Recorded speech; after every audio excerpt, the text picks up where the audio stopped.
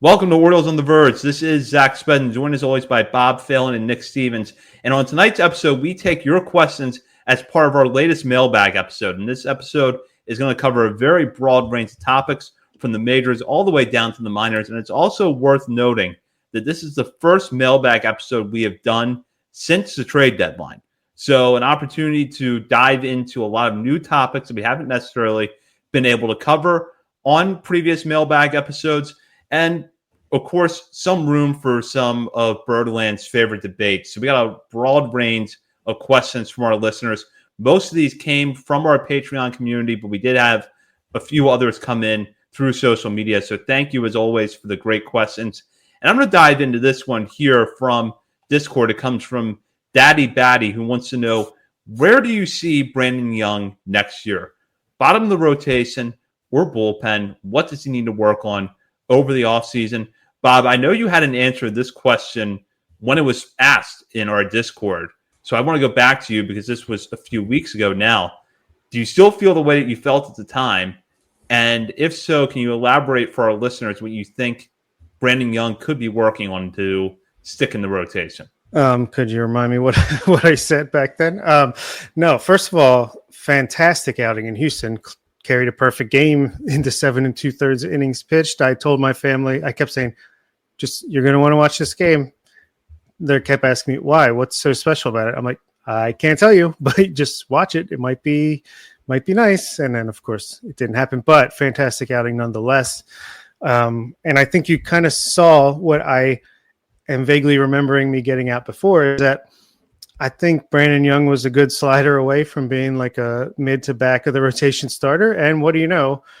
I just got lucky here. Also, Tommy Carr made a similar observation in the Discord, so I don't really deserve that much credit. But the cutter went from more of a Dean Kramerish cutter to a little more slide action to it. And what do you know? He almost pitches a perfect game. I do think ideally this offseason is huge. We want the Orioles to get at least one mid to upper rotation starter, clearly, maybe two.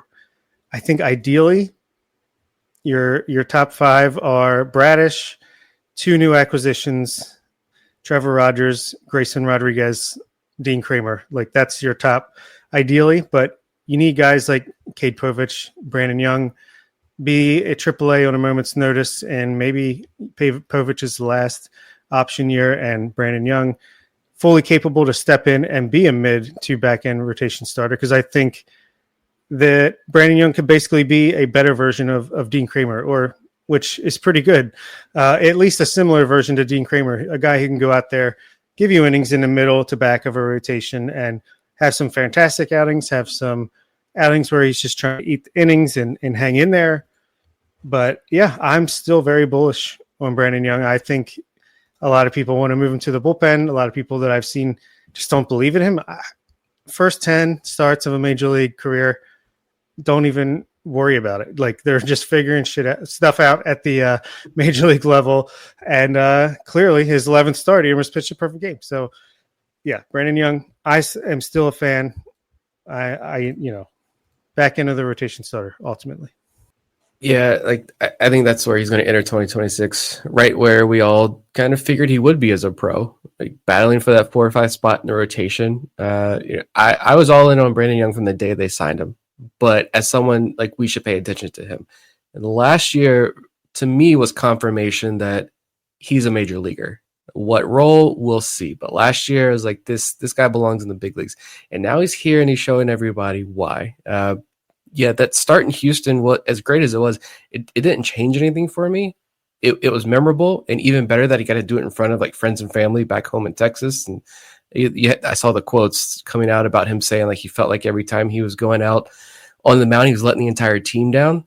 And so, like, that performance was weighing on him those first few starts. And then now to go back home in front of friends and family, I imagine that pressure was ramped up even more. Like, that he said he grew up going to Astros games. And so now he's having to do this against the Astros in front of mom, dad, everyone he's played Little League with, and he shoved. He absolutely shoved. And so that proves to me that, like, he can do this. He can stick. And so I think he's going to be firmly in the competition there for the back end rotation side. If he gets squeezed out, he gets squeezed out. Great. That means we brought in better pitchers and other guys have stepped up, but he's going to be firmly in the mix there. I expect him to be in the 4 or 5 spot next year. We'll see how the rest of this year goes and what he can do the rest of the way. But yeah, if he's got, new pitchers in the mix and they're tinkering, this is a perfect opportunity to tinker in the big leagues and figure it out. He just turned 27 years old on Tuesday. So he has had 2 Tommy Johns. So, you don't know how long all this is going to last, but he does need to step up now. He's getting the opportunity to settle in. It is going to be a big offseason, like you mentioned, both with who this organization hopefully brings in and in terms of his own development. So I'm not ready to throw him in the bullpen role yet. I don't think he needs to go there, but he does need, this is going to be a critical offseason for him as well, because he is going to have to come up and come out strong next year in spring training and command one of those last couple spots in the rotation. But I think this outing against Houston and what we've seen, the track record coming into this year, I think he's proven that he is capable of achieving that. Yeah, absolutely. And, good or bad, I don't know there's going to be a whole lot that changes my mind about Brandon Young down the stretch here. I agree with you guys that I think he's probably firmly in the mix to be your 5th or 6th starter next year, possibly less if the Orioles hopefully go out and add pitching this offseason and those pitchers stay healthy, because as we saw this past spring training, that's not always a guarantee. But if there's a scenario next year where you come into the season and Brandon Young is your number 5, I don't think that's a bad thing, because I think we've seen in stretches this year where the ceiling is not astronomically high, but he's also much better than he is at his worst or even in his kind of middling outings.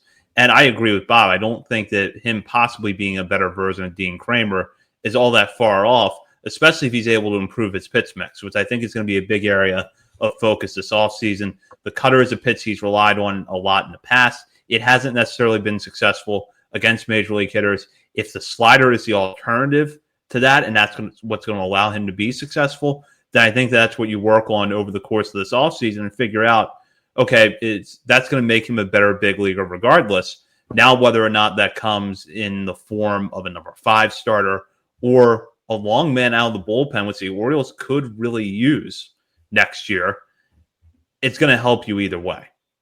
Let's go down to the farm and talk about Carter Baumler, who we hinted at in the last episode. Question from KTGTEEV.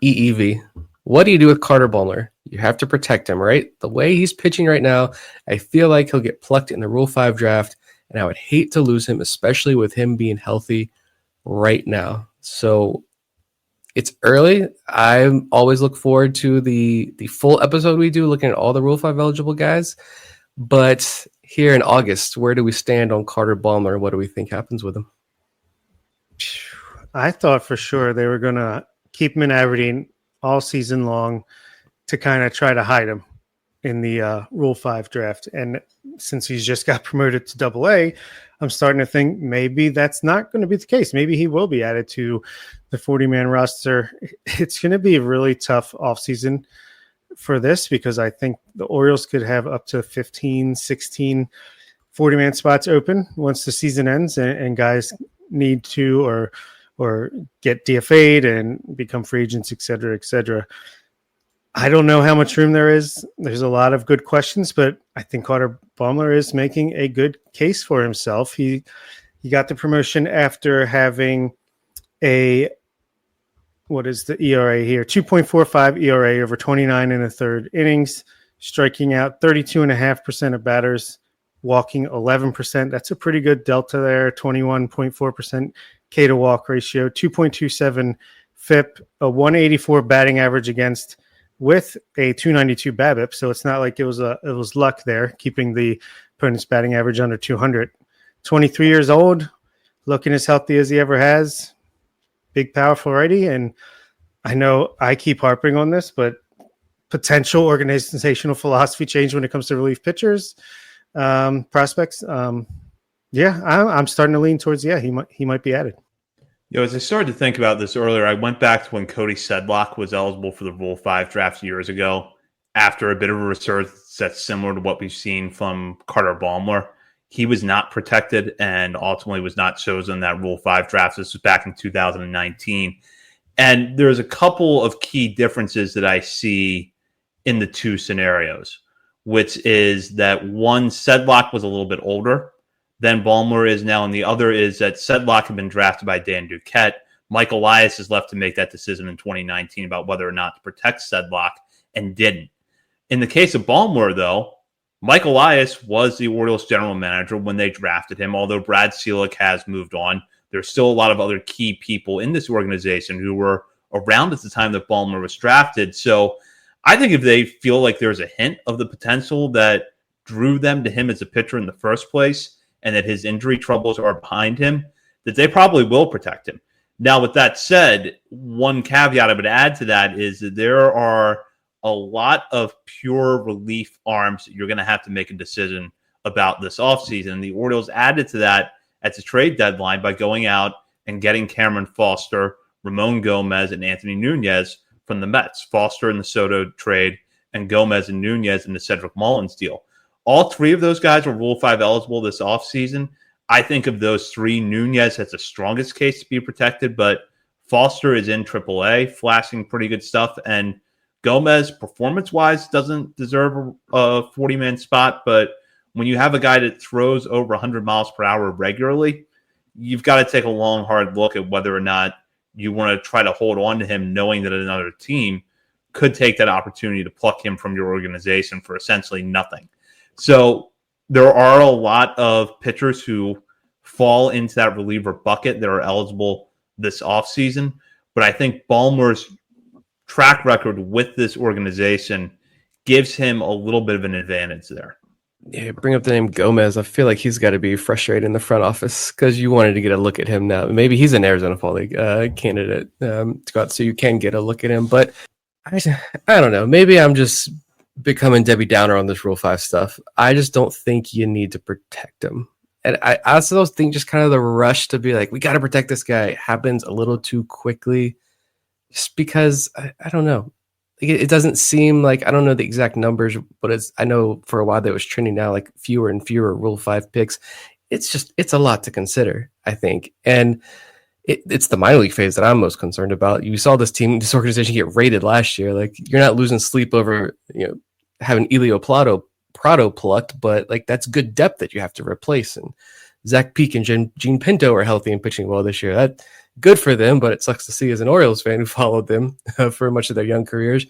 That's the phase that I'm concerned about. I'm holding my breath with. With the major league phase, I just don't think not as much. Ballmer looks great. I said this just a little bit ago. Like he doesn't look like the Carter Ballmer who opened his eyes in 2021 when he made his debut. He's bigger, he's stronger, he's more poised. It's 97, 98. The breaking stuff is there. I'm like giggling as I'm watching this guy throw 2-strike curveballs to guys.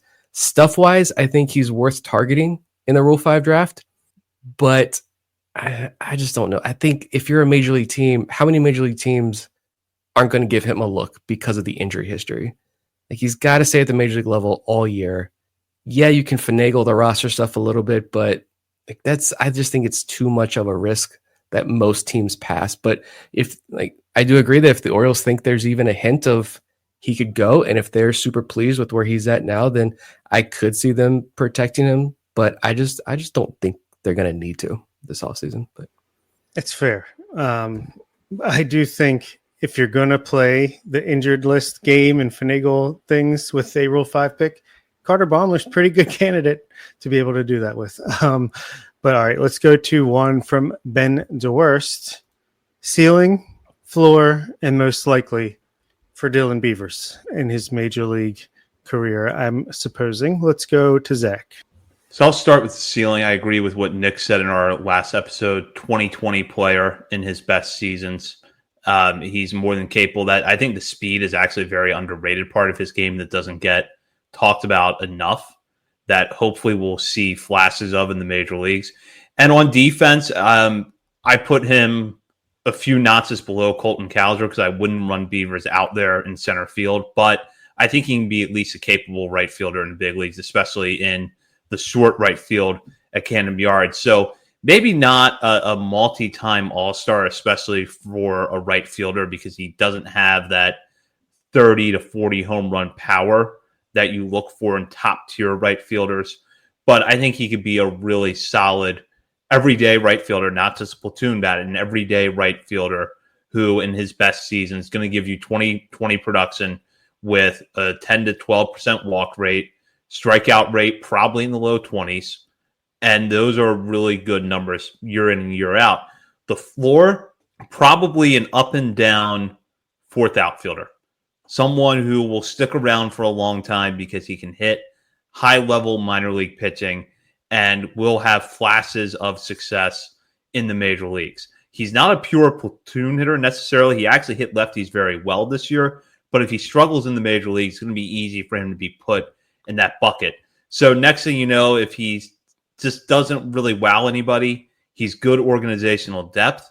You keep him around, and as he gets older, you put him at first base a little bit more, but he never really establishes himself as a consistent long-term major leaguer. He ends up becoming more of an up and down guy. That's, I think, his floor at this point.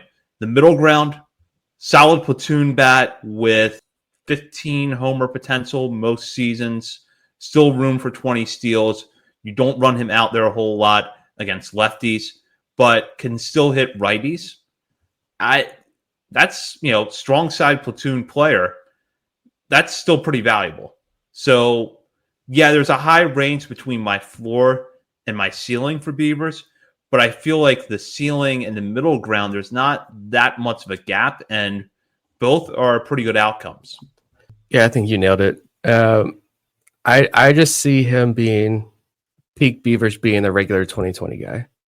And even if he's just a 2 to 3 WAR player every year, and maybe the home runs never super spike, maybe the stolen bases, he tampers down on them a little bit and they don't run him as wild. Maybe he strikes out a little bit more here in the major leagues, and the defense is fine, nothing spectacular. If he's still going to be an everyday 2 to 3 WAR player, maybe sometimes can spike to a 4 or 5 WAR player, I'm perfectly content there if Beavers can do that. Like, I'm not expecting future multi-time all-star here or anything like that. I'm just expecting like a very overall solid, above average major league regular. And that it's considering where he was, like we talked about on draft day, and following his journey from start to where he is now, like that's a massive win for him and player development. Yeah, I think his floor is obviously, I mean, any player that's just breaking into the majors, floor is just a couple of years in the majors, can't quite put it all together and is out of the league. Ceiling is probably Kyle Tucker light. I actually will look at his 2023 combined minor league stats, and I think this is a pretty good view of what his ceiling in the majors could be. That's where he split time between high A and double A. As a 21-year-old, he batted .288 with an .850 OPS, 13% walk rate, 22% strikeout rate, 180 ISO, 131 WRC plus. He had 27 steals and 11 home runs. I'd probably push the home runs up a little bit, maybe steals down a little bit. Ceiling like 25 homers, 25 steals per year, playing really solid corner outfield defense. And I think maybe the most realistic is a Nick Markakis type of player, especially from like his Atlanta days later on in his career, where he's batting between 270, 280, OPSing between 740 and 800, walking around 10% of the time, striking out up to 16% of the time. I think that's pretty realistic as long as he continues to do what he's doing. So yeah, I like having him around for the next 6 years or so. Bob, I'm glad you brought up Markakis, because for a lot of Orioles fans, especially younger Orioles fans, that's the gold standard of a homegrown right fielder. And if you're hearing the WAR totals that we just mentioned and think, well, that's a little bit underwhelming, consider this. Markakis, during his time with the Orioles, peaked at 6.1 F-WAR in 2008. He had an incredible season that year. After that, 2009, 2.1 WAR, followed by 2.4 in 2010, 1.5 in 2011. 2012 only appeared in 104 games, had a 2-win season. Followed up was only a half win in 2023, and then 2.3 in his final year with the Orioles. And then essentially every year in Atlanta, he was a half win to full win player, peaking at 2.5. So Nick Markakis, I think we would all agree, had an objectively good major league career. And that's where WAR put him most season. Great name, too. Love the name. Go now to this question from David, which came through on Twitter. Which deadline acquisitions are standing out the most to each of you, either in a good or bad way? I'll start with Nick here. I'm going to say Jerron Watts-Brown for me. Even if only 5 people pay attention to this, I need those 5 people to know this. That ignore the MLB.com player page screenshot bros. Because the ERA isn't pretty for Jerron Watts-Brown. And once he came over from Toronto, right, it was kind of borderline, right? Is he a starter? The breaking stuff is high quality stuff, but like the fastball should play so much better than it does. It's like plus IVB numbers, it's massive extension. Can the Orioles unlock a little bit more with the fastball, show better control and command, and can he become a starter? Or are we looking at a potential reliever ceiling here with Watts-Brown? Like there are people on both sides, and we'll see where he lands over the next year or so. But since joining the organization, 14 innings in AA. I don't care about the ERA. I see a 33% home run to fly ball rate and a 52% overall fly ball rate, which are not sustainable. This is a wild small sample variance in a very home run friendly ballpark in Bowie. But what's important, I see a 34% strikeout rate with a 6.8% walk rate, a 55% contact rate, which is very low, and a 21% swinging strike rate right now with a 37% call strike plus whiff percentage. He's getting a ton of whiffs. I like the outings that I've been able to watch him pitch. And the Orioles haven't really had the opportunity to put their hands on him yet and tweak what they want to tweak. So I've been very impressed with Jerron Watts-Brown since the trade. I have to say, oh my gosh, I've seen things to like about everybody except maybe Victor Figueroa, if I'm putting him at the bottom, but he's also just a big slugger. So if he mashes for a week, I'll probably change my mind. But other than that, I guess I would say, I know he didn't have the best start tonight, but Wellington Arcena, I just think the arm talent is ridiculous. He's still very young, doesn't have to be added to the 40-man until after next season. So I just like the upside play there. I know Bateman is another one. Wilfred De La Cruz has been as advertised over here. But Brandon Butterworth, if you want to go with just surprising, like didn't know he was. I mean, the numbers look good, but just watching him, it kind of he's a fun little player to have in the upper levels of the farm system. But I guess I would say Arcena is the one impressing, and Victor Figueroa is the one that is not. I feel like there's been a few guys that have stood out. Brandon Butterworth has played really well. I've seen some things I like in Cobb Hightower. And if you want to look at some of the relief prospects that came over, ignore the AAA ERAs for Cameron Foster and Anthony Nunez. Both of those guys have really good stuff. And when you're looking at pitchers especially, things are going to be skewed by a small sample size. But I really like what I've seen in the limited opportunities we've had from Boston Bateman. This is one of those players that I thought when the deal happened with San Diego that the pure numbers didn't really tell the whole story because he was in such a hitter-friendly environment out in Lake Elsinore that it was going to always look a little more unimpressive than it actually was. I just think his mound presence and his stuff, from what I saw in his 2 starts with Delmarva, are really advanced for someone his age. And while there might not be a pitch just yet that jumps out at you as a plus offering, something you can build a whole arsenal around, the bottom line is that he's only 19 and he's got a starter's pitch mix. He's going up to high A now, has a chance to finish out this year there, and will likely start back there next year as a 20-year-old. So I really like what I see from Bateman so far.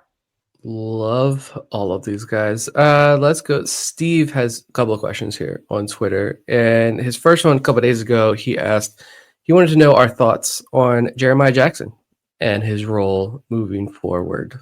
What are we thinking about Jeremiah Jackson now that we've seen him in the big leagues for the last couple of weeks?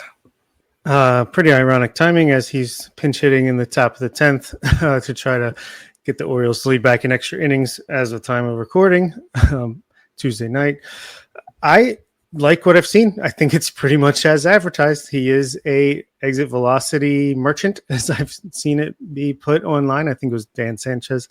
Hits the ball hard, hits the ball often, does not walk. Striking out more in the majors as expected than he was in the minor leagues this year. But I think as he gets adjusted, like everybody has to, I think that will improve itself too. So, yeah, I think he's the perfect Ramon Arias replacement for a bench player moving forward. Well, at least he's under his team control years. He's got all three options. Well, he'll have two after this year. So, yeah, just a great guy to have in this organization. I think he's going to stick around for a while. Currently batting .341. That'll go down, but I think he's going to be a guy that hits for power, hits for a decent average, and can play solid defense. I know they're like refusing to play him anywhere other than the outfield right now for some reason, even though he's a pretty decent infielder. But yeah, I'm a fan of him. Yeah, and I think he's going to get more opportunities in the infield. My feeling on Jackson is that regardless of what he does, good or bad, here over the final month or so, run him out there as much as possible, because I want to know if the Orioles have somebody that they can turn to in 2026, because you are, probably going to need to pursue another infielder this offseason to fill the spot that Ramon Arias took, unless you come away thinking that Jackson is a guy that you can put in that spot next year.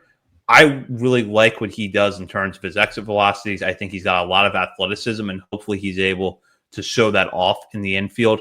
The fact that he doesn't walk very much concerns me a bit, especially if we're looking at whether or not what he's done throughout the course of this season, not just in this limited sample in the majors, is sustainable. But how many low walk, high contact utility guys stick around in baseball? I know it's just kind of a generic question, but I feel like there's a lot of them. So maybe not being exposed as an everyday player, Jackson can get away with that a little bit. Yeah, I think right now he can stay. Like this is Mike Montville, Norfolk's hitting coach. Shout out to you, sir.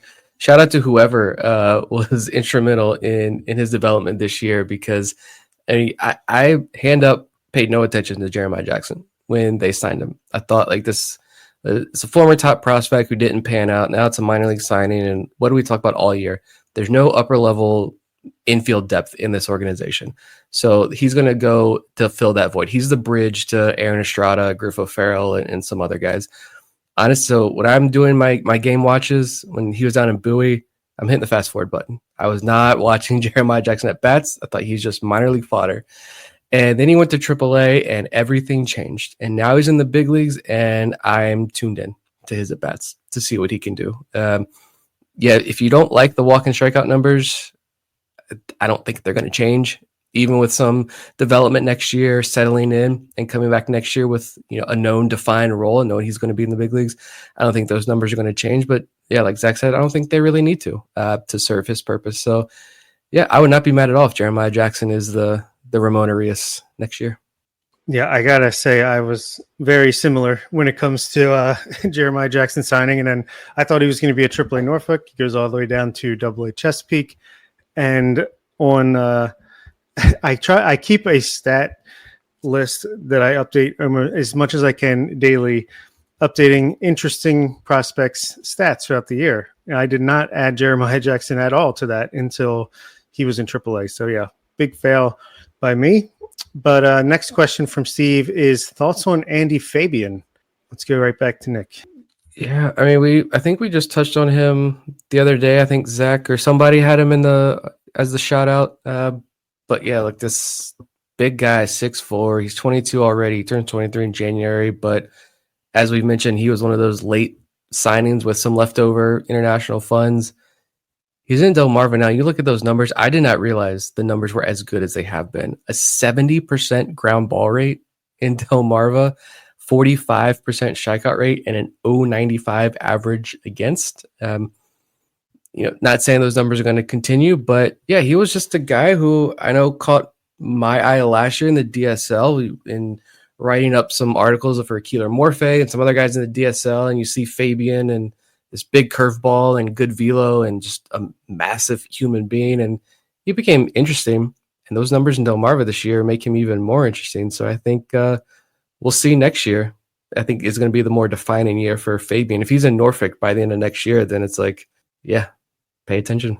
It's been telling to me that the Orioles are using him out of the bullpen more this year because, as you just mentioned, Nick, he is a little bit older, probably a 2 or 3 pitch pitcher. So I think moving him to the bullpen makes sense. But with the move to a more permanent relief role, we have seen a velo uptick with Fabian. He still has a really good curveball. And what's interesting is that I think I had the weekly over at Patreon when Fabian was promoted from the FCL to Delmarva. And one of the things that I questioned at the time was, where are the ground balls? Yeah, he had such a high ground ball rate in the DSL last year. It was down at 40% in the FCL this year.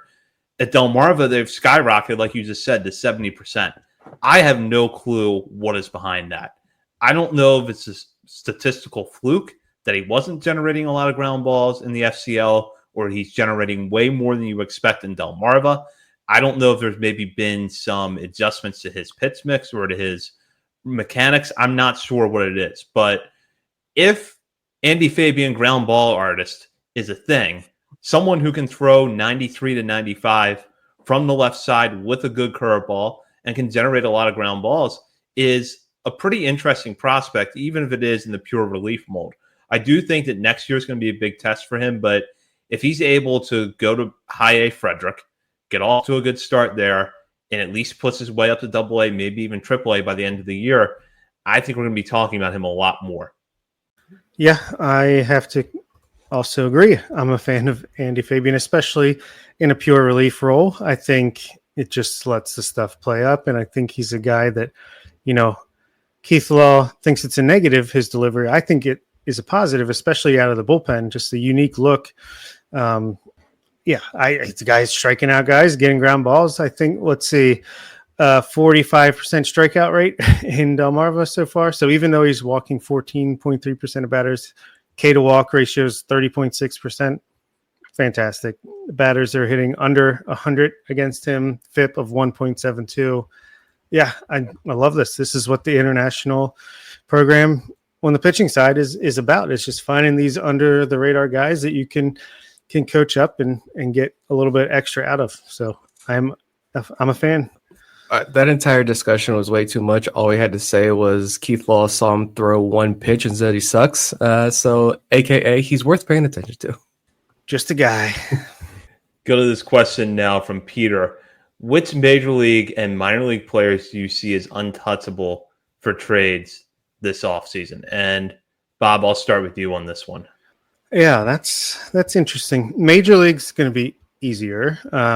Untouchable: Rutschman, Mayo, Holiday, Westberg, Henderson, Beavers. Now that he's part of the plans, Cowser, Sayo, like basically all the young core, I think, are untouchable. I don't think you're trading anyone from the rotation or the bullpen, except maybe Dean Kramer. I think maybe you could, if a team likes him, and you do get 2 other outside guys, and you still want to leave room for a Povich or a Brandon Young to potentially slide in there, or Trey Gibson. Maybe you could trade him. I don't know. But on the minor league side, that's where we get a little interesting here. Untouchable is a strong word. I don't know about untouchable. The guys I would be very wary of trading away right now would be Trey Gibson, Michael Ferret, and Nate George. I think those 3, and probably your top 4 picks from the draft, I don't see them going anywhere. Anyone under that, I feel like could be had.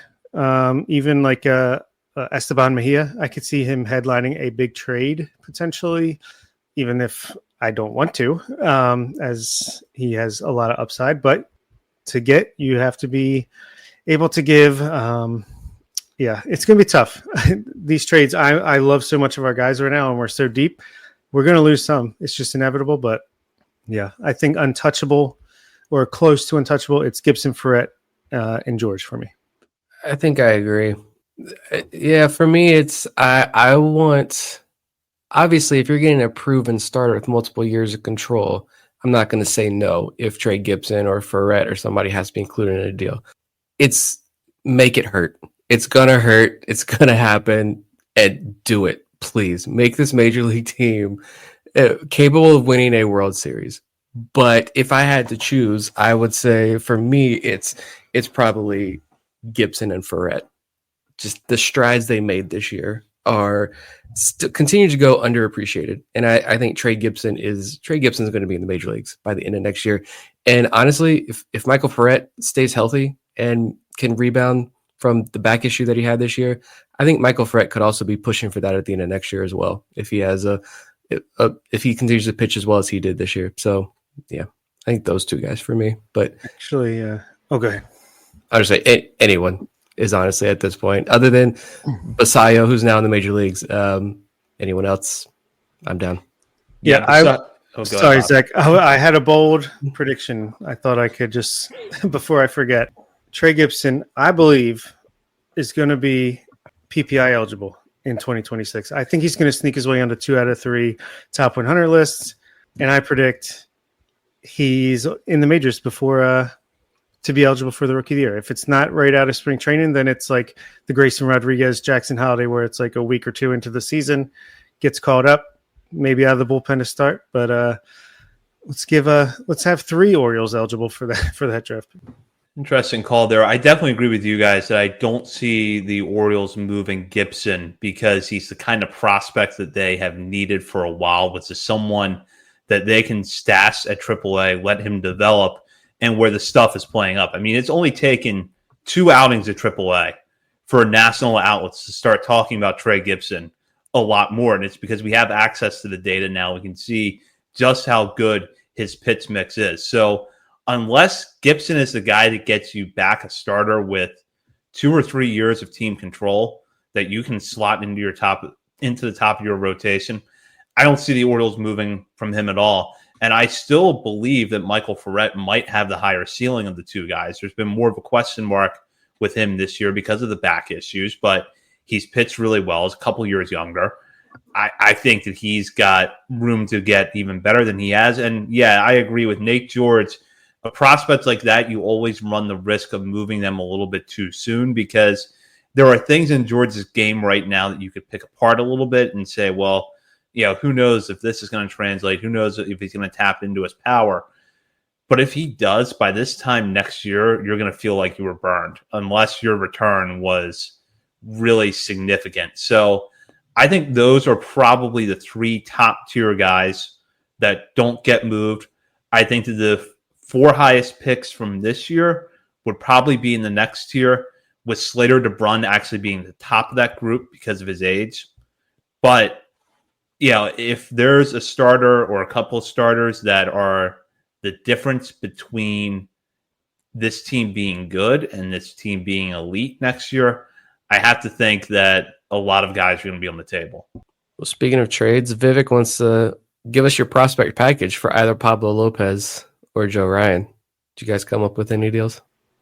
I, of course, took a look at this on baseball trade values. I will say, obviously, Joe Ryan is the guy you want because he's having a fantastic year. He's got 2 years of control left. But according to baseball trade values, and Pablo Lopez, yeah, he's missed some time, but he's also got the same amount of team control left 2 years after the season. They're the same age. Joe Ryan, his surplus is 68. Pablo Lopez is just under 18. So I think it's going to cost a lot less to get Pablo Lopez. So that's probably where I would focus things. But this is where it's going to hurt no matter what to get him. If you're looking for a close to 1-to-1, you could trade a Kobe Mayo and a lesser piece for Pablo Lopez. Kobe Mayo is worth 15.8. Or you could do a Esteban Mejia, who's worth 11.3, and a secondary piece, let's say Braxton Bragg at 5.8, a Griffo Farrell, wouldn't we love that? 4.3, just someone a little bit underneath or a couple guys. I think that's kind of what you're looking at for Pablo Lopez. If you want to go after Joe Ryan, I think you're looking at trading a Samuel Basayo is 58, so you'd have to give Basayo plus some. It's just not worth it for me as much as I love Joe Ryan. Go get Pablo Lopez. Well, let's pull out into larger context here with Lopez. The Twins possibly are going to be sold. Now, Lopez's contract is reasonable by most standards, but it's one of the few long-term commitments that are still left on their payroll after the Carlos Correa trade. So if the Orioles said to the Twins, we'll take on most, if not all, of Lopez's remaining salary, I'd have to think that the price tag in terms of prospects is going to be significantly lower than it is for Joe Ryan, who has 2 years of arbitration left. Of the two guys, I feel like I would rather have Joe Ryan because he doesn't have the shoulder issue that has cost Pablo Lopez sometime this year, and that does give me a little bit of concern. But Lopez was having a great season up to that point. If I had to form a package for both, I think Esteban Mejia is a guy that I would reasonably build around in the Lopez deal. I might go Esteban Mejia and Joshua Lorenzo, and maybe that's not enough to get it done, especially the Twins want closer to major league ready talent. But at the same time, you're giving them payroll relief in return. I don't think you have to give up as much in terms of prospects. If you're going to go after Joe Ryan, I would not trade Kobe Mayo unless you come away from the next 2 months being unsure or convinced that he's not going to be a long-term solution in this lineup. If you decide that he isn't, then I think he's the first guy you look at moving. But beyond him, maybe a package centered around Boston Bateman, Austin O'Verne, and another bat towards the top of the prospect list gets it done. And at that point, you might have to dip into the 2025 draft class. But I would look at something like that for either one of those guys. Lopez is definitely more intriguing because you could do the salary dump option and not give up as much. And if he's healthy, get a pitcher who is just as good, if not better than Joe Ryan. But there feels like there's a little bit more security with Joe Ryan. I like those. I will gladly give up Esteban Mejia and someone else for a Pablo Lopez. Is it me? It's got to be me next. Let's see. Yep. Over under 3.5 relievers from the current bullpen who are in the 2026 opening day bullpen. That is from Connor. And Bobby Jones has a similar question. How many new faces / mainstays in the bullpen next year come from internal options versus major league free agent signings? Nick? I'm going to say under 3.5 from the current bullpen are here in 2026. I think there are some good stories and guys that I think we all would like to see a little bit more of, and I think are probably deserving. But I'm projecting, I'm wish casting here. I would like heavy emphasis placed on the bullpen this offseason. So I think that's the area of the roster that gets a pretty big facelift this offseason. But I'm going to say under 3.5 current bullpen arms on the roster next year. And I don't know a number. How many? What was the second question? How many new faces? I think most of them are going to. I'm going to take a guess and just say external options are more likely. Yeah, I agree with Nick. I have the under, and if we're not counting Felix Bautista as a current bullpen arm because he's injured, then I think Keegan Aiken is back. Yenier Cano is an interesting case because his baseline stats this year are terrible, and hitters are especially teeing off his changeup and his curveball. But his expected stats overall have been closer to what you would expect from Cano. So there's an argument to be made for keeping him around, especially if you could add another late inning reliever or two to reduce his workload. After that, I don't know there's anybody that I would look at right now and say that they're absolutely assured of a job for next year. I think that there are guys that we know have good stuff. They're capable of, patches of success in the major leagues, whether it's Cade Stroud or Uramil Geraldo, but neither of those guys has quite put it together yet. And this also doesn't include the possibility that Cade Povich or Brandon Young are bumped back into the bullpen, or that maybe you bring back Tomoyuki Sagano and make him your long reliever. But regardless, I do agree with Nick that most of your reinforcements for the bullpen are going to be external. Not all of them are necessarily going to be major league free agents, even though I think the Orioles are going to have to go out of their comfort zone in that area a little bit this offseason. But I could still envision a scenario where you look for this offseason's Andrew Kittredge.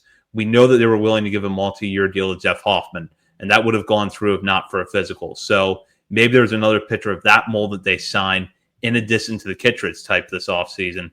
And then you have Felix Bautista coming back. You have Keegan Aiken. You have a starter who moves down. And then you fill in the rest with waiver claims that you hope are the next Danny Colomb. I'm going to take the opposite stance, and I'm going to take the over on the current internal options being the main of the majority of the bullpen. I think I'm just counting Bautista out. Hopefully he's not. Hopefully he's back. But just saying, assuming he's out, I think Cano and Aiken are back. I think Dietrich Enns and Rico Garcia are legit finds, and I think they're going to stick around and be in next year's bullpen. I also think Colin Selby has a really good chance. Tyler Wells, I know he's not currently in the bullpen, but he'll be back next year as long as he's fully healthy. Cade Stroud, probably AAA. Grant Wolfram, probably AAA, but, well, I don't know if he has any options left. But Chase McDermott could be there. I think you'll see one or two free agent signings, major league free agent signings. I would love to get Devin Williams in here on a rebound contract after he's had a really bad year for New York. I still think he's a talented reliever. Would love to have him, at least as a year stopgap or maybe longer. And then maybe there's a waiver claim that finds its way into the mix as well. So, yeah, I think the bullpen is the easiest thing to fix, and I think it's the area of this front office has proven to have been able to build a good bullpen for not much monetary stakes involved. So I'm going to – and I actually even think guys like Trey Gibson, Cameron Weston, these types of guys I think could break in as relievers starting next year when we have more options, players with options in a bullpen that can come up and down. So I'm gonna remain optimistic on the internal options there. We go to Daddy Batty, and who has a question about Trey Gibson. What is Trey Gibson's ETA? How big of a sample size of success until Michael Elias feels comfortable calling him up? I'm going to start with Nick on this one. Hit the rewind button and listen to Bob's last answer that he gave. The bold take about Trey Gibson. I'm stealing that one. Yeah, that is a bold prediction. If that doesn't happen, I'd say June, July, when it's needed, when he's needed, whether it's bullpen or rotation, if he's shoving in AAA. But I really do like that bold prediction, and I think it's got a chance. I'm more June or July. I just went back and I looked up Kyle Bradis's tenure in Norfolk, and I actually took into account 2021 as opposed to 22 because that was a little bit of a fragmented over a couple of stints at Norfolk. But in 2021, Bradis threw 86 and 2/3 innings at Norfolk. Circumstances were much different, though, because you were coming off the COVID year. Bradis had lost a full season because of that. Not to mention the Orioles really didn't have anything to play for, and Bradis, frankly, was not as refined of a prospect when he got to AAA as he is right now. So I don't think Gibson's going to need that much time. Do I see him on the roster from day one next year? Not unless a lot goes sideways. And by that, I mean that you have a few injuries in spring training. Gibson looks really good, and you figure, you know what, let's bring him up. And if nothing else, he can just be an arm for us for the first month of the season. And we hope that guys come back. In an ideal scenario, you've got enough depth that you can stick him down in Norfolk and not put him in the major leagues at a point where you're rushing him up. You're putting him in at a time that's good for his development and allows him to be successful. And I think by June, hopefully you're going to be in a position to do that. We got next one from Yoni says, can we draw any conclusions from Ike Irish not playing catcher yet? Yes. He's not going to be much more than an emergency catcher. I think he's an outfielder, first baseman. I believe there was an anecdote. I apologize. I cannot remember where I saw this, but when the Orioles drafted him and called him, they asked, where would you like to play? And he said, it doesn't matter. I'll play anywhere. And they said, okay, you're an outfielder. So I don't know how true that is. It's just an anecdote I must have picked up somewhere. And again, apologies. I can't remember where, but yeah, I think, you can basically He's an Ethan Anderson type. He's not a Siler Sardwan type. I don't think anybody with the Orioles is going to come out and directly say that we're not going to catch Ike Iris at all. And I'm sure that if he goes down to instructs after the season, you're going to hear about how he's working on his catching. He might even get in for a game or two late this season or early next year behind the plate. But I go back to what I said when we did our top 50. And at this point, I just kind of want to cut him loose, put him in right field, first base, and just let the bat shine. And I also had this thought earlier today when I saw Yoni's question come through of, well, maybe if there's a point where Iris and Caden Bodine aren't on the same roster this season or next, maybe then that's when you see Iris catch. But I thought about that a little bit more, and I'm like, how likely is that?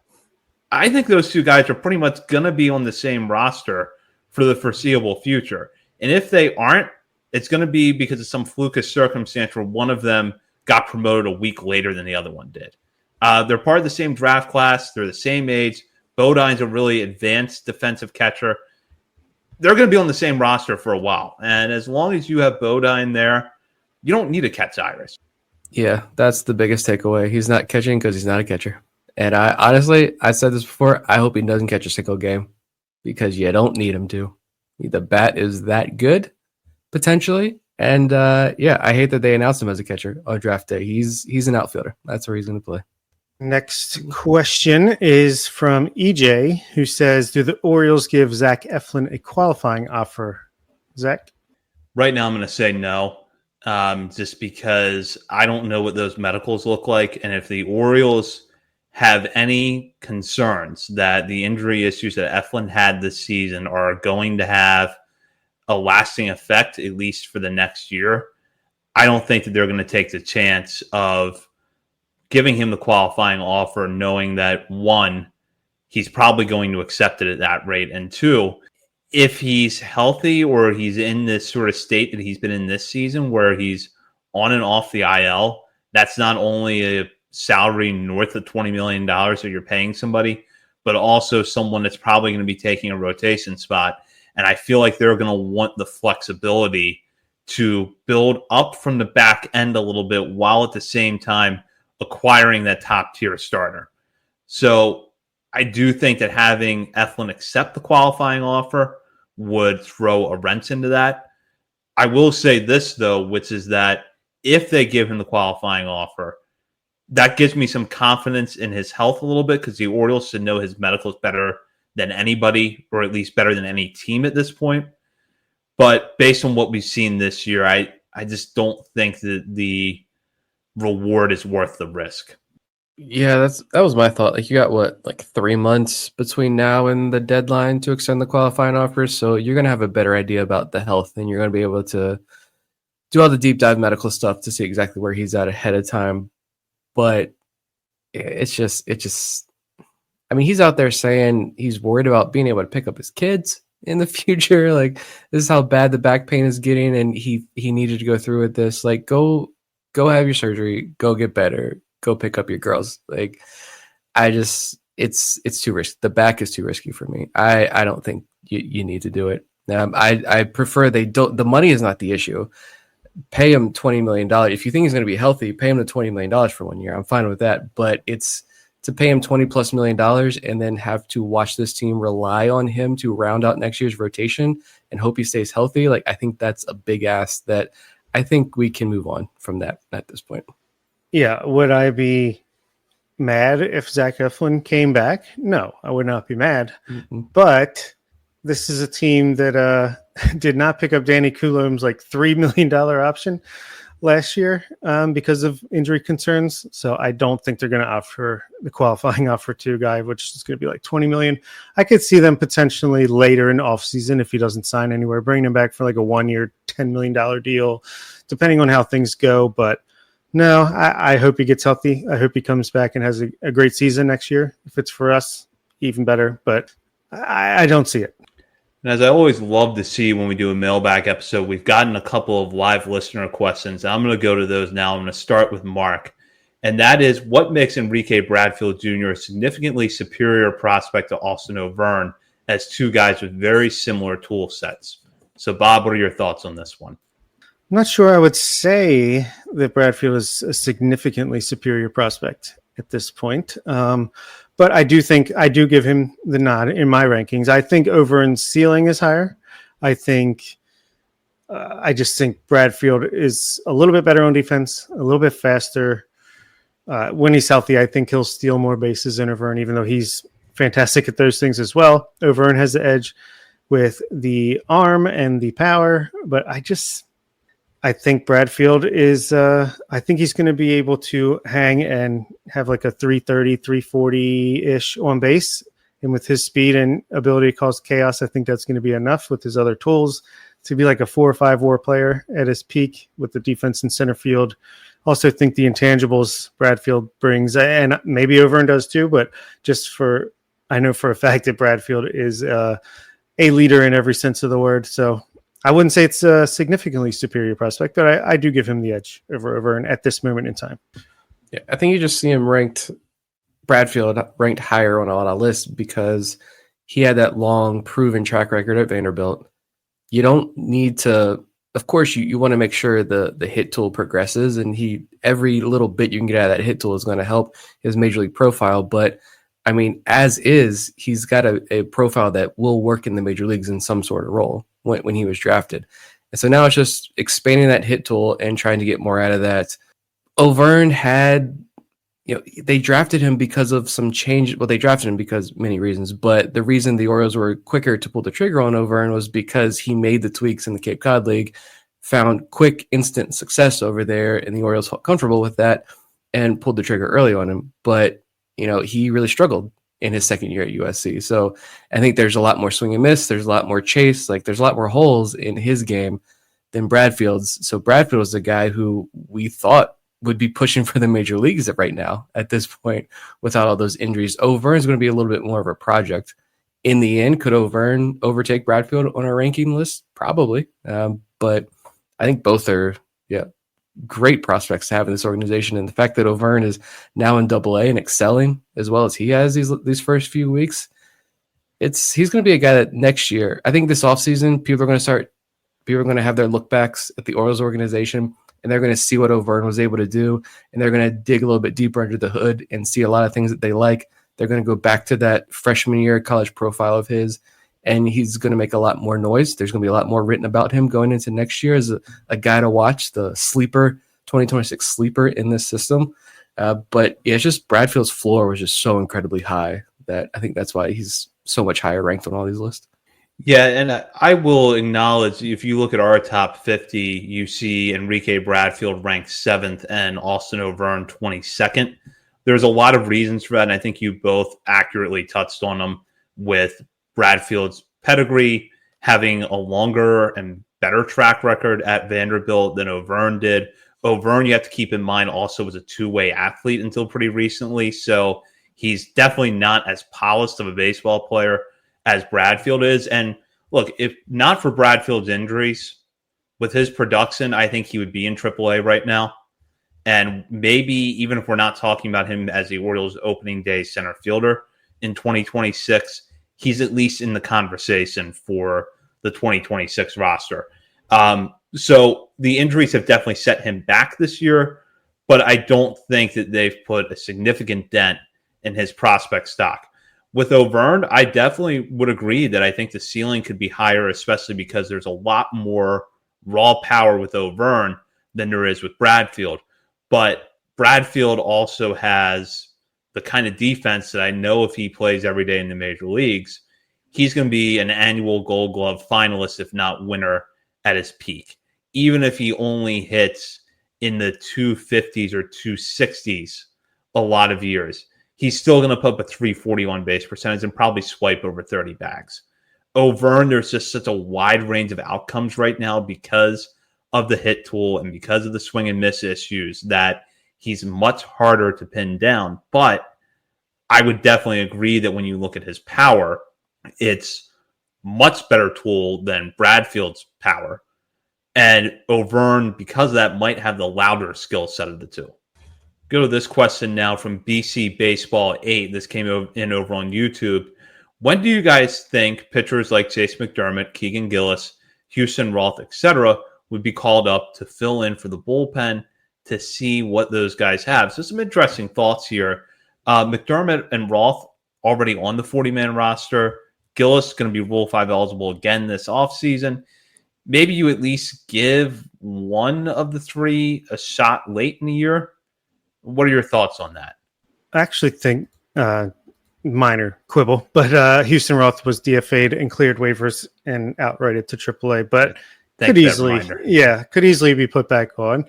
I was actually pretty bummed that he didn't get into a game when he was up for those few days, but it's okay. I think Chase McDermott, you'll see him September 1st. I think they'll bring up a position player and a pitcher September 1st when the rosters expand by 2. I think Chase McDermott will be that pitcher for the bullpen at that time, most likely.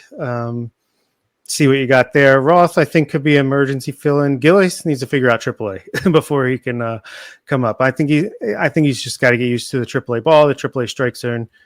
Still a fan of him, but he's having his struggles right now. He's got to figure that out first. I also think Carlos Tavera is getting ready to come back from a rehab assignment. Maybe he could be potentially a guy if there are some injuries or bad performances. We'll see. But yeah, I wouldn't hate seeing that, but I think they got to take a look at the guys right now that are like Guillermo Gerardo. He's got good stuff. He's given up a lot of home runs, walked a ton of batters tonight. Corbin Martin, he flashes some great stuff. Talked about Enns and Garcia. Cade Stroud flashes. He had a bad outing today. Grant Wolfram flashes. So I think got to see those guys first, but Chase McDermott for sure. Yeah, I want to see McDermott. I made it pretty clear. I'm done. I don't want to see him start another game. And I say that with all the love and affection that I have for Chase McDermott. And it's a lot. But I almost wonder if they just keep him in Norfolk in this role. And again, I don't know if it's on purpose or if it's the injury. I think it's on purpose. But I would almost be curious to see if they maybe just go ahead and shut him down or let him ride out the AAA season and then just kind of, all right, we found it. We figured this out. We're going to go into next season. Let's go rest. I just keep seeing if there's another name. Like I don't know if you guys have looked into him more. I'm sure you guys have looked into a lot more than I have. I have not. I haven't even watched him yet. I'm just looking at the numbers in the stat sheets. Carson Ragsdale looks like he might be really interesting, and he's 27. So I almost wonder if you're going to give someone else. Roth is there as strictly emergency. I could see him getting released this offseason. Keegan Gillis, yet he hasn't been able to figure out in AAA yet. McDermott, they could end up just letting him ride it out and shut him down. Could you look at a guy like Carson Ragsdale and say in September and be like, is there anything here with him? Is he going to be a bullpen option for next year and give him a look? I wouldn't hate that at all.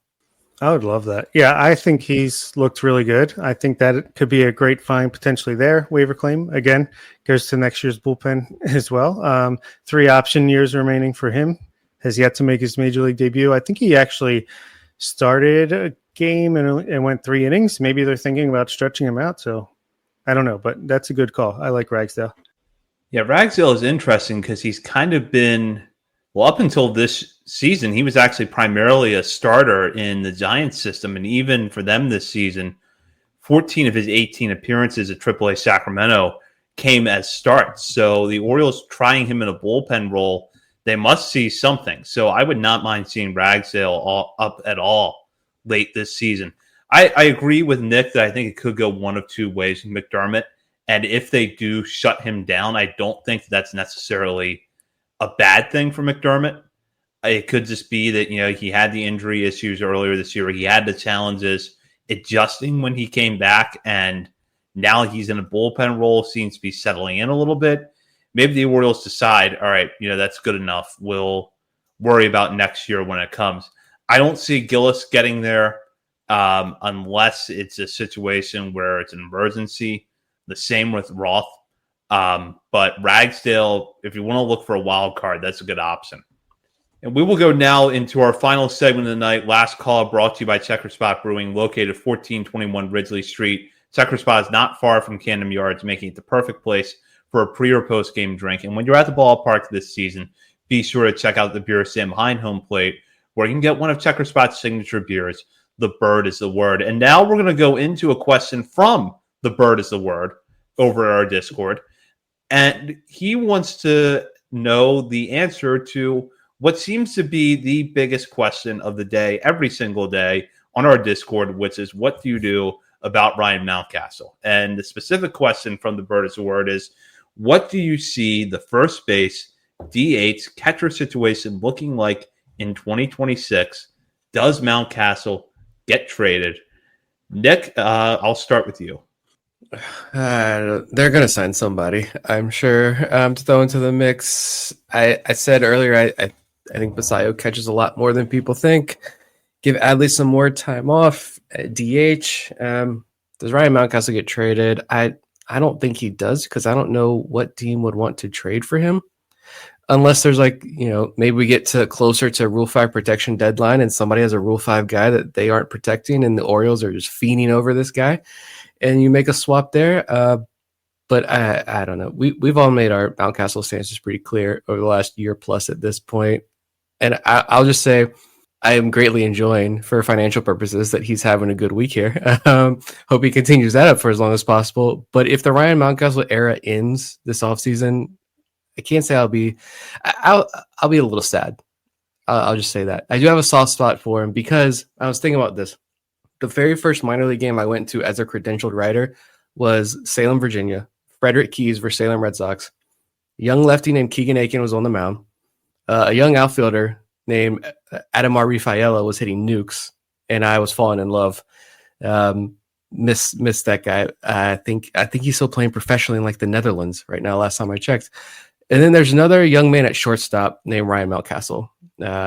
He hit a bomb in that game, and I was not allowed to talk to him afterwards. Instead, I got Mike Burke. If you never heard of Mike Burke, well, there's many reasons you never heard of Mike Burke. I was probably the first and only professional interview he did. But that was a memorable experience, and I was specifically excited to go to that game and see recent first-round pick and top prospect Ryan Mountcastle play shortstop. And I got to do that and enjoy that. So I will be sad if the era ends. But yeah, like we mentioned earlier, he's getting squeezed out. And I know Andy Koska had a great article about Mountcastle knows this. He understands that. He sees what the future may hold. And it's a lot of uncertainty, unfortunately. But I think this is a good thing for the organization, that we're bringing up this talent that is forcing guys to step up. So yeah, we'll see what happens. But regardless, yes, I just hope this issue is resolved shortly, because the daily Ryan Mountcastle stuff it's a lot. We'll say that. Yeah, it is a lot. And I stick my nose in it sometimes. And look, I want to be very clear. I am a big fan of Ryan Mountcastle, the person. I mean, I don't know him personally, but just watching him on the screen, he's actually one of the guys that has personality out on the field, like fun guy to watch. He was the first, rookie coming up that 2020 season, the first spark of hope. Like, I was dreaming big on Mountcastle for a while, but I just think at this point in time, I see him being non-tendered. I agree. I don't think he's going to be traded, because I don't think anyone's going to want to trade for him when they know they could just wait for him to be non-tendered and then sign him to a cheaper deal if they want to give him a flyer. And I hope he takes off from here. But I just think the time in Baltimore is at its crossroads. It's coming to an end. I just think between Kobe Mayo, Samuel Basayo, Adley Rutschman, like TT Bowens could come up and give you a spark at first base if you really needed to. Yeah, I don't see it. I don't see the room. And I know Sterling and Ben will be disappointed about that, but I think that's the case. Yeah, it is going to be a little bit weird and in some ways a little bit sad if it comes to an end, because not only was Ryan Mountcastle one of the first prospects that we really talked about a lot on this show, he was one of the first prospects that I talked about in the original version of this show back in 2016, which neither one of you were part of. And Bob, you and I were at BSL at the time, and I don't think you ever listened to an episode of it, but we were talking about him then. And so it would be sad in a way to see it. And I agree with Bob. Love the personality. Love, when you see Mountcastle at his best, it feels like there is a little bit of a spark plug and a little bit of an energy that he brings. But we haven't seen it now in, 4 years? So I just don't know when you're going to get it out of him. And if you look at the team now, you have Kobe Mayo, you have Samuel Basayo, Adley Rutschman, Colton Cowser, Dylan Beavers. Those guys aren't going anywhere. Tyler O'Neill is not going anywhere. I'm just going to say that right now. Tyler O'Neill is not going anywhere. And they probably are going to add a bat or two this offseason. So I don't know where there's room for Ryan Mountcastle at that point. And the best case scenario for Mountcastle and for the Orioles is that he's healthy over the next month and a half, and he does enough that you get something for him in a trade. Because otherwise, I agree. I think he's going to be non-tendered. And the biggest takeaway that you'll leave this episode with is there are super old episodes of On the Verge somewhere out there, and someone is going to find them and listen to them. I'm sure. Might be me. Might be me. And for that does it for this episode. We will be back next week. In the meantime, you can check us out on our many social media channels, including Facebook, Instagram, Threads, X, TikTok, Blue Sky, YouTube, and Twitch. We're also over at Substack, OriolesOnTheVerge.substack.com. And while you're browsing around the internet, be sure to head over to Patreon and sign up to become a member today at the $3, $5, or $10 levels. And we're going to do a first here. Someone's going to get a Patreon shout out at the end of an episode and the beginning of one next week, because we're very excited about this one. Yeah, we had a person sign up while we were recording tonight live. So that was exciting. Yeah, thank you to, I want to check our chat just to make sure I get the name right, Kristen Yates, who signed up for a year at the AA level. So thank you very much, Kristen. If you're related to Evan Yates, he's having a heck of a year. So, and we'll do that again for you in the beginning of the next episode, like we always do for the new patrons. And as a reminder of our Patreon perks, you get bonus weekly shows from Bob, Nick, and myself, as well as monthly updates to our top 50 prospects list. All you have to do to access that is join at the $3, $5, or $10 levels. You're not going to want to miss that. For Bob Phelan and Nick Stevens, this is Zach Spedden. You've been listening to Orioles on the Verge, part of the Believe Podcast Network.